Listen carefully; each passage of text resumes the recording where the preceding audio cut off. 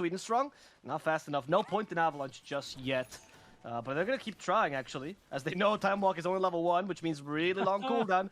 Smiling Knight is taking them for a ride. He's going into trees. Oh, no, not even Quelling Blade can get through this bramble of trees.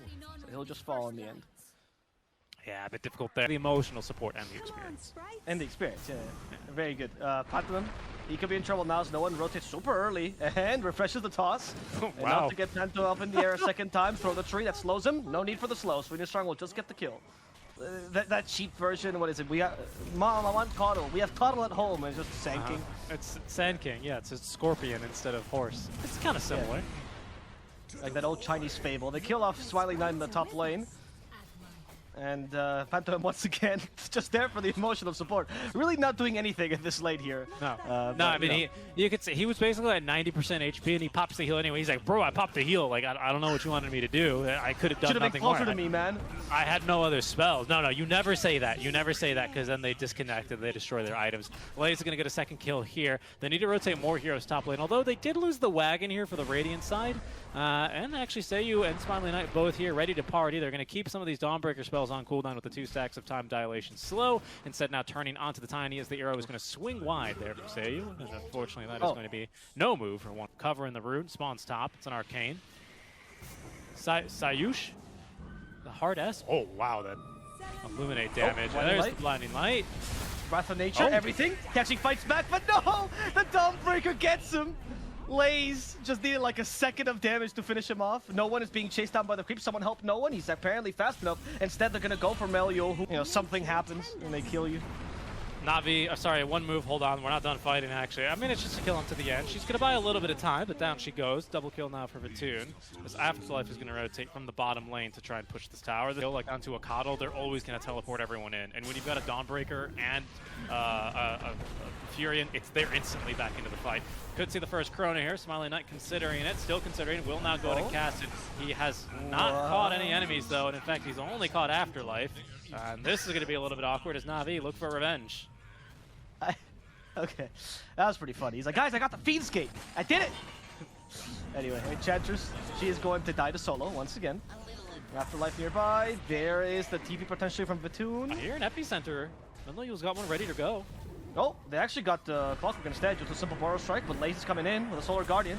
That's healing up Solo. Solo will survive this. The arrow misses everyone. Afterlife will now die instead. As Navi continue this aggression, there's no point in Solar Bite, nothing to slow down Seyush. As Melio comes in, nice Borrow Strike with the Epicenter, and there's the Blink Dagger we were expecting coming into play. Yep, just the tiniest of over 30 minutes. Don't call me, until I'm done. Kind of hero to NP, who joins the fights and can very quickly just start them by himself. It's pretty fun. Okay, this play was really, Solo, I guess, he was preemptively tanking a gank, right? I guess that was the idea. As Phantom does the same thing. Interesting choices by the fives. I agree with you. I think that he's best suited for the heroes that have like a small peak early and then they peak late as well, like the Jarek. Because it feels like in these early Chronos, all they got to do is Solar Guardian, or they can just jump you and kill you, 100-0, just like that. It's that easy. Nice job there, Solo, stringing that one together and kicking it off with very, very high value game for the Vessel this time around. Okay, arrowing Laze, but here's the global potential for one move, trying to counter-initiate. Sorry, trying to continue the initiation, that's my bad. As Afterlife, he realizes the gate is no longer his, it's been controlled by a Tiny. Oh no, Solo now puts him in the cogs, Afterlife is going to die. Melio in the trees, trying to escape this. He realizes this gank is a really hard one. And Smiling Knight is coming by, but there's no Fiend's Gate to Chrono. What is he gonna Chrono instead? Seeknstrike apparently instead. No one attacking Melio on the backlines. The supports might die here, but in exchange, they might just kill Melio. Ooh, NP was a second too late. Smiling Knight still preserves that Chrono. He's actually stuck in the cogs. Time walk away. Fine for now, but there's no way to heal or illuminate. Here comes Laze as well. He's gonna have to use the defensive Chrono unless he wants to just die. Time walks one last time. Smiling Knight, he's holding on to it. He's not being stunned. Nothing can stop Smiling Knight. The hammer, they got him on the way back. The greed got to Smiling Knight. He didn't want to use the Chrono. He died instead. Whirlwind saying Panto, but I don't think this Enchantress is going anywhere. Hit him with a 3 hits, and that's going to be a dead Enchantress too. Yep, he'll take the death. So unfortunately, still holding on for a good Chrono usage. Again, he will find it difficult to find a really great one, as there's a nice a toss, or really just a toss onto Seiyu. He'd be the expert there. So look, Being trapped here a little bit. Radaveto stacking the stuns a bit, but it still should be... No, actually, they're not going to quite get it. The Solar Guardian to turn. Melojul now going to try and let the ulti go, but he doesn't get it quite off. Stun only on Vitoon. Kind of makes the fight a little bit... Like, it just really reduces the moves, that one move. I hate that I keep making puns. At first I was doing it on purpose, but now I just can't stop. As there goes Pantom, I'm dying yet again. At the toss, they will put him down. They're not really scared of your Chronosphere for reasons I already highlighted, although maybe with the Maelstrom that starts to change a little bit. As they are fighting top lane, Fiend's Gate onto Lays, as they're closing the gap with the epicenter. They will get the kill, but that's a big Wrath of Nature here, and no one closing the gap. Got another Illuminate here coming soon. Hookshot, though, is going to be blocked by no one. Or, sorry, and the ultimate is up specifically. I feel like Afterlife would do better actually now as, well, he's going to be dead, so he'll do better as a corpse, I suppose. There's no hookshot to continue this, so the rest of one move should be fine.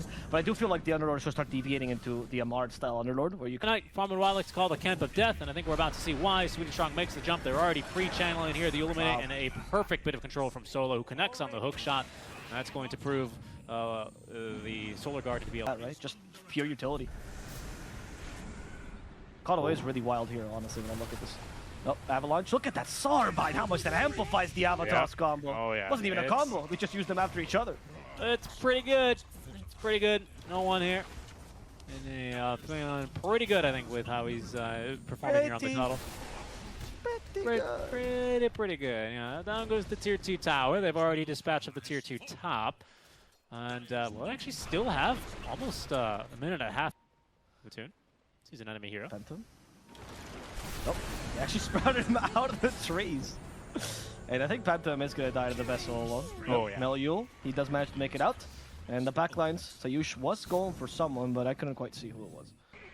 Yeah, they just don't have any vision over the triangle. Phantom was trying to give it to them, but as you can see here. But he dies in his Odyssey. Good for one move. So now they've at least got a pretty good save here on Sayush. And also Phantom. They do have double. Oh, okay. Sweden strong. Okay, hit by the arrow. Also the Atos. Just stack all the stuns. Hit him with everything you got. Murder him. They got him. They got him. You know what they say, right? 1 4 stuff a day keeps the claw. Finally get into these fights. He's got the Mindbreaker for himself. He is on D-warding duty, and he is going to get those wards, even if he dies trying.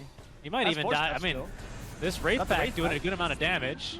But unfortunately, it's Lays who is going to deal the killing here as well, just to the left of their staircase, between the two dire staircases on that high ground. That's not bad at all. It seems like they finally caught something. No, it is Seeknstrike. Dark Rift as well coming on in. Seeknstrike tried to take it for a second. Afterlife BKB is going to act as the doorman there and kick him out. He's been bounced. Sayush as well, leaping away as the hookshot is going to swing wide. They're on top of Vitoon as well with now the Chronosphere. There's Solar Guardian, but Smiling Knight here is just going to BKB and dish out the damage. Straight on a Lays he goes now. The BKB, at least from Lays, is going to allow him to ignore that pit. Looks like in trouble. Yep, and killed off his Sayush. They finally hit him with a spray bottle. Smiling Knight as well, going 1v1 versus Solo. Pretty sure he's happy to do that as Melojul jumping in a second time. He's already used, however, the epicenter. So one move. And it kind of worked out for them, all things considered. They're killing an NP, like you said, is the highest net worth hero. Oh, now Solo. The Wraith Pack's still available, unfortunately, so Solo's super tanky. Are they going to break the Wraith Pack? Is someone going to attack that skull? No. It's died in a second anyway. Yeah, but Solo survived as a result, right? It's just such a strong item against the Void. The Mindbreaker was definitely out of the Void's control, but it was already on there beforehand. There they go okay, again. Lays goes in. Sayush in trouble. Hexing up Melojul. In the trees he goes. There's a new form of cooking pork that I've never seen. As Melojul falls. Phantom is also going to be pummeled to death. Lays does not care about... Like, Dark Rift feels very difficult to use. I think there's still uses where it's good. For example, where Afterlife is fighting and Roshan buys back to get back in the fight, but hold that thought.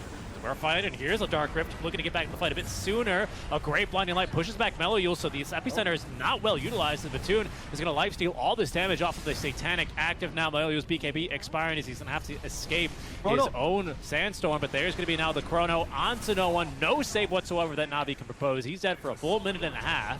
Does not have the buyback, but it's still breaking out though. They will at least get through Sayush, but Smiling Knight's looking for more. He is. I don't know about this one. They give him Gem just in case. You be the scout, Smiling Knight. And he's gonna go for solo here. Here's the help from Lays. They try to help him with a 4-step, but Avalanche, Smiling Knight in trouble. He is gonna time walk just in time. Seeknstrike dies in the middle of this. Vatoon still has that Aegis, so he's gonna be fine for now. Attacking Pantoim. Pantoim being able to heal this back up. Afterlife tries to TP. He's somehow gonna manage to avoid that hammer, but gets leashed towards the ladder out of his TP. So he's going to fall. However, not gonna look surprising. No break on the first auto attack. They can buy back as well on Seeknstrike. No chrono. Will make this difficult for one move to find the opening. He enchanted Vatoon though. Vatoon. Yeah, he did. He got the double damage away. However, he's still an NP, so he's gonna push a Rex no matter what. But hey, well played, Pantoim. You did your role. Very much a one-trick pony guy, this Pantoim. Toss. Alright, forced BKB. I don't know about this one though. Once again, the agent's still up. They have to deal with Seeknstrike. And the hook shot gets him. 4-step will not sit in. One more hit from Vatoon will get the kill. Sayush dies with him. This seems to be GG. Only Meliul can defend this. Afterlife is coming back, but no carry for them. And Vatoon is looking incredibly strong right now.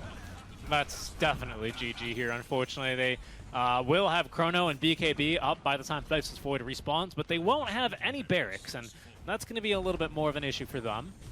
Afterlife and Meliul will make a play. Oh, goodness, Meliul finds himself hexed up, didn't get the BKB off, now does, so he ignores off the Solar Garden. Oh, but another hook shot from Solo into the auto attack from Lays. There's a kill onto him. He just got buyback, but now no BKB, and still no Epi for another minute. Pantomime broken. He needs to force out himself to safety. As Afterlife doing what he can, just throwing bodies here to try and slow the push, and they have managed to do so, but another 30 seconds off, I just don't think they've got it in them. No, Aegis finally gonna expire at least, but at the same time as these Rax life are gonna expire. BKB just in case he wants to get out. Okay, TPing, and I think he calculated that correctly. Yep, he's good. GG, well played. Yeah. He left, guys. Well, that's it. There's no more chances. Good comedic timing by one move. One last bit of enjoyment for us as the game ends. Yeah, and two pretty one-sided games here, right? It's been a Radiant favor.